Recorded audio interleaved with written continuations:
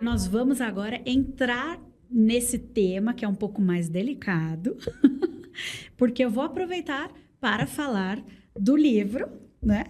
Que nós temos. Gostaria primeiro de dizer assim para os nossos ouvintes um pouquinho mais sobre o Grupo Elo Editorial. Faz parte do Grupo Elo Editorial o selo Perabook. E aí, o selo Perabook é uma editora jovem. Nós temos a sorte de já fazer parte desse time de tanta qualidade. É uma editora jovem, com pouco mais de 1 ano de existência. É neném ainda. Mas que mesmo sendo bem jovem, já tem mais de 70 livros no catálogo. É isso mesmo. E em tão pouco tempo, o selo Perabook já conseguiu levar histórias incríveis para crianças e jovens, sempre com um olhar socioemocional que encanta e transforma. E o melhor, o selo Perabook está só começando, vem muita coisa boa por aí. E eu quero aproveitar, então, para dizer que uma dessas obras incríveis foi escrita pela Penélope Martins, com ilustrações de Crisage. Isso. Se chama Quando Minha Mãe Voou no 14 Bis. Sim. Então, eu quero aproveitar essa deixa para te convidar a falar um pouquinho dessa obra que me tocou profundamente. Obrigada, Ivani. Para que a gente possa... Já mencionamos um pouco disso aqui na conversa, mas eu quero trazer de uma forma mais... Vamos olhar agora de verdade, assim, vamos entrar com tudo. Sim. Nessa temática da literatura, do texto literário, que contribui para a formação humana. E a formação humana, ela não passa só pela diversão, né? O quanto os livros, o quanto há de potência nessa literatura para nos fazer olhar mais e nos conhecer mais, onde nós podemos olhar para nós, ao mesmo tempo que olhamos para os outros, olhamos para as dinâmicas de relações. Sim. Então, o quanto a literatura, ela se configura, ela pode se configurar como grandes espelhos, onde ao olharmos para ela, olhamos para nós e olhamos para o outro. O quanto também não são só espelhos, são janelas abertas, né, de par em par, que nos possibilita transitar, voar, planar por outros tempos, outros espaços, conhecer situações que muitas vezes ou são tão diversas das que nós vivemos, ou nos aproximam ainda mais daquilo que nós vivemos. O quanto, muitas vezes, essa aluna, por exemplo, que durante uma leitura, ela trouxe uma situação de vida que não era fácil, mas que sentiu acolhimento para falar sobre isso, o quanto, muitas vezes, a literatura vai dialogar até com as partes mais sensíveis e que pode servir de ajuda. Só para terminar o gancho, o quanto a literatura ela pode nos auxiliar nas nossas relações com os nossos filhos, com os nossos alunos, contribuir com o desenvolvimento humano, pensando que vivemos, sim, uma situação de grande... Eu vou chamar até de uma epidemia. Eu convivo com muitos educadores, até como psicóloga, e eu ouço com bastante frequência relatos de crianças com quadros de ansiedade, até mesmo de depressão. Nós vemos o tempo inteiro nos noticiários situações de bullying, algumas situações até bem difíceis, né? Então, existem questões de saúde mental. Será que a literatura ela pode ajudar? Será que ela pode trazer?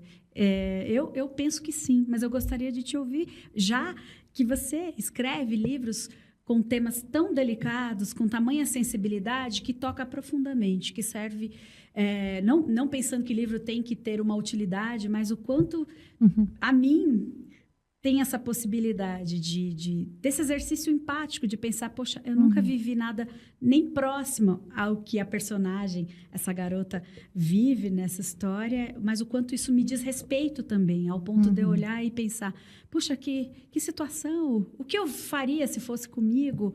Ou ainda, se eu tiver alguém à minha volta que passa por situações com temas assim delicados, como a morte, como, enfim, entre outros temas delicados, isso de alguma forma nos prepara para isso, ou nos sensibiliza ao ponto de não sermos indiferentes ao outro, né? A nossa humanidade que vai sendo trabalhada a partir do texto literário. Queria te ouvir falando um pouco sobre isso. Então, primeiro eu vou retomar um pouquinho no Tumba e Para, porque a gente precisa também olhar para o humor, porque muitas vezes o humor ele vai trazer um respiro, uma graça, né? A gente tem um panorama no Tumbipara do circo, então automaticamente o nosso imaginário vai para aquele lugar colorido, musical, né, do espetáculo. Mas quando a gente começa essa leitura do Tumbipara, que é esse livro que eu escrevi com a Gabriela Romeu e tem ilustrações da Lucy Sacoleira, a Madalena, ela começa a contar a história dizendo que tudo que ela vê da janela é um incansável ir e vir de gente, a maioria apressada, porque ela mora numa beira de estrada e ela está à beira. E o que é estar à beira? O que é morar num lugar, por exemplo, onde as margem. as coisas que a gente luta para melhorar numa cidade, como, por exemplo, uma política pública de educação, de saúde, algumas dessas coisas nem chegam onde essa pessoa está. Então, ela está na beira. Na beira. E logo na segunda página, ela diz: meu pai me dizia com tanta certeza que assim que eu completasse 11 anos, ele me levaria para uma longa viagem. No último verão, ele levou a carga e deixou o vazio comigo e minha mãe. Ela ainda tem esperança de que isso vai acontecer mais dia, menos dia, embora o pai tenha feito... Bom, eu pulei. Esse pai que se ausenta e que não volta. É a Madalena que conta essa história, ela que conta a chegada do circo, desses artistas que são os artistas do improviso, que vivem uma série de dificuldades. Ela relata as dificuldades de mães como a mãe dela, que criam seus filhos sem o apoio de ninguém. Então, sim, tem o circo, tem a alegria, tem Maçã do Amor, tem o palhaço, mas tem a vida, que é justamente aquilo que eu falei. A felicidade, ela depende da gente olhar para a vida com essa porçãozinha de alegria e porção de desafio. E a gente precisa compor isso de alguma maneira harmônica. E aí, quando a gente vai para... Quando minha mãe voou no 14 bis, eu gosto muito de fazer as narrações das histórias que eu escrevo na voz das crianças, né? E quem conta a história é uma menina que a mãe dela cresceu na Rua Santos Dumont e essa mãe, ela viaja no 14 bis e não pousa, não regressa. E a criança, ela traz na história uma metáfora para lidar com a dor da mãe ter algum quadro muito desafiador de saúde mental que ela não vai diagnosticar, porque ela é uma criança. Então, ela vai metaforizar. Ela vai lembrar as histórias que a mãe... Ela tenta entender que a mãe contava para ela. Ela vai mastigando aquilo dentro dela. Porque ela é uma criança, mas ela pensa, ela sente que é ali. Volta para aquele papo do mediador não subestimar nunca os outros leitores, porque eles pensam, eles sentem, eles têm referências, eles têm experiências de vida variadas. Então, tudo isso entra no caldo quando a gente vai debater um texto, quando a gente vai ler um texto junto. E pode ser, inclusive, que tenha alguém que não queira ler em voz alta, pode ser que tenha um que goste de ler mais em voz alta, pode ser que tenha um que fale muito, pode ser que tenha outro que fique calado, você fala, nossa, fulano não está gostando. Não, todos estão ali à sua maneira. Eu acho que quando minha mãe voou no 14 bis, traz uma protagonista que ela deixa isso muito evidente, que ela está ali, ela está naquela família, e embora ela não tome decisões, embora muitas vezes ela não saiba exatamente o que está acontecendo, Sente ela está pensando e ela está sentindo tudo aquilo. e tenta Tudo entender aquilo. sempre a sua maneira. Eu até vou ler um pedacinho depois, Alguém mas... comentou aqui que história linda. E mais um comentário. Que história linda. Disse Tumba assim, ou quando minha mãe? Agora eu já não sei. só mais um comentário aqui. Que lindo, quantos personagens reais de forma delicada. Possibilidade de encantamento. Pois é. Olha, não, eu sou muito fã da Gabriela Romeu, que é a escritora que escreveu comigo Tumbipara. Eu sou fã de todos os livros dela. Então, foi uma honra imensa ter escrito o Tumbipara com ela. E coincidiu de ter espaço e eu publiquei também o Quando Minha Mãe Voou no 14 Bis. E aí eu falei sobre projeto, que o livro ele pode trazer um projeto muito, muito prazeroso. Agora sim, vamos usar essa palavra, muito prazeroso, que não precisa ser uma avaliação ali, como uma avaliação de conteúdo didático. E eu sei que a gente está num podcast, mas que a gente está sendo filmado, enfim, mas eu vou descrever mais ou menos o que a gente tem aqui. Quando Minha Mãe Voou no 14 Bis, eu fiz uma caixinha, eu preparei uma caixinha com vários objetos que simboliza a busca da personagem por um entendimento do que ela está passando com sua mãe e do quanto as memórias que ela tem, das histórias que a mãe contou para ela, das histórias que a avó contou para a mãe poder contar para ela, são importantes, são valiosas e serão preservadas com ela. Então, eu peguei uma caixinha de doce, bem tradicional, uma caixinha de madeira, caixinha de goiabada. Linda! E aí, essa caixinha está amarrada por um barbante. E quando a gente desamarra, tira a tampa, tem um envelope, uma cartinha. E nessa cartinha está escrito: Baú do Tesouro, Sil, é segredo. E aí tem uma cartinha aqui dentro que ela vai contar um pouco da história. É exatamente a personagem, eu fiz na voz da personagem, um pouco da atmosfera do que a gente tem no Quando Minha Mãe Voou no 14 Bis. Minha mãe me disse: mães nunca mentem. Você concorda, Ivani? Mães nunca mentem. Isso ela aprendeu com a minha avó, que é mãe dela. Eu também tenho uma avó que é mãe do pai, mas é outra coisa. Minha mãe escondia ovos de galinha que ela roubava da vizinha. Minha avó não poderia saber disso. Portanto, minha mãe mentia. Está certo que, naquele tempo, ela era filha da minha avó. Então, podia. Não era uma mãe ainda. Eu escondi uma semente de abacate dentro do vaso da roseira. Eu achei bonita demais para jogar fora. O problema é que a danada disparou a crescer.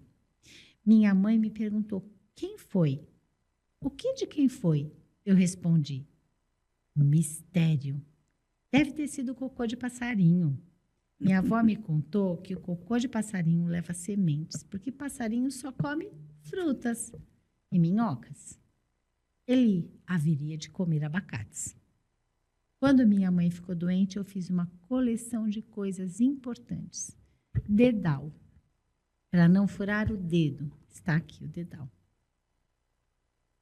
Dados para decidir situações muito difíceis. Uma bola de gude, porque são bonitas. Um guizo. Opa! Um guizo para chamar a sorte. E pedras. Por quê? Porque as pedras nunca morrem. Aprendi a falar a verdade. Eu invento, quando preciso, uma verdade bem verdadeira, capaz de fazer chorar. Coleciono palavras escondidas no meu baú de tesouro só para criar verdades. Depois, eu desmancho tudo, com penas de galinha. Quem leu quando minha mãe voou no 14 bis, vai ver que a menina, ela conta a história dessa maneira. Ela começa uma coisa, aí ela vai para outra, porque quem conversa com crianças sabe que as crianças fazem isso. Eles mudam de assunto o tempo todo, desculpa.